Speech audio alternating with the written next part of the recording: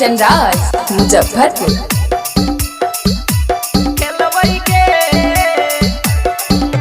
होलिया में रोबहियोगे मोर कर जावा, होलिया में रोबहियोगे मोर कर जावा, रतिया के नाही सोबहियोगे मोर कर जावा, होलिया में रोबहियोगे मोर कर जावा, होलिया में रोबहियोगे मोर करे जावा, रंगवा लेके घूमहियोगे मोर करे जावा, रंगवा लेके घूमहियोगे मोर करे जावा, होलिया में रोबहियोगे मोर करे जावा, होलिया में रोबहियोगे।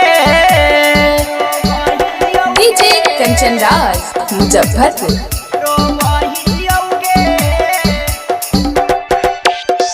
होलिया में कैले हेलियो तोहर प्यास गे, गेली ससुररिया छौड़ी कई के निराश गे,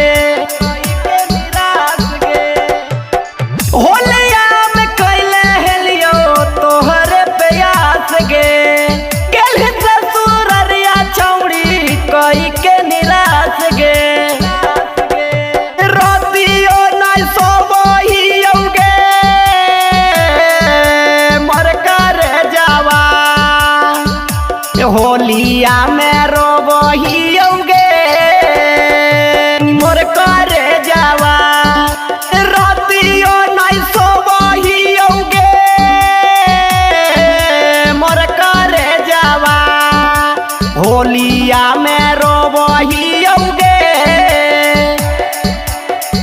रोबहियोगे, होलिया खेलबैगे कर जावा। डीजे कंचन राज मुजफ्फरपुर।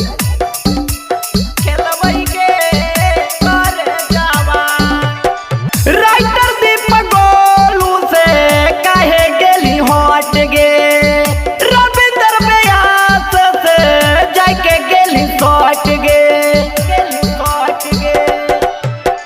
राइटर दीपक गोलू से काहे गेली हट गे, रविंदर व्यास से जाके गेली सट गे, हिलोरवस गजरा धोबहियोगे मोर करे जावा, होलिया में रोबहियोगे मोर करे जावा, लोरवस गजरा धोबहियोगे मोर करे जावा, होलिया में रोबहियोगे।